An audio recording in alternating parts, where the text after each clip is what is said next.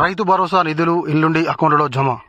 రైతు భరోసా రెండో విడత నిధుల విడుదలకు ముహూర్తం ఖరారైంది. ఈ నెల 20న భూపాలపల్లి జిల్లా కాటారంలో జరిగే బహిరంగ సభలో సీఎం రేవంత్ రెడ్డి ఈ నిధులు విడుదల చేయనున్నారు.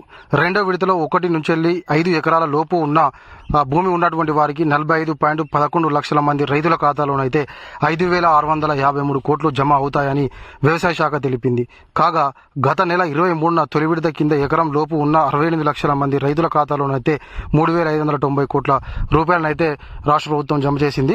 అయితే ఇప్పుడు 1 ఎకరం నుంచి 5 ఎకరాల వరకు ఉన్నటువంటి వారికి అయితే రెండో విడత మనకు రేపు ఇవాళ 19 కదా, రేపు 20వ తారీఖు నాడు జరిగేటువంటి బహిరంగ సభలోనైతే మనకు సీఎం రేవంత్ రెడ్డి గారు అయితే రెండో విడత నగదును అకౌంట్లో జమ చేస్తారట.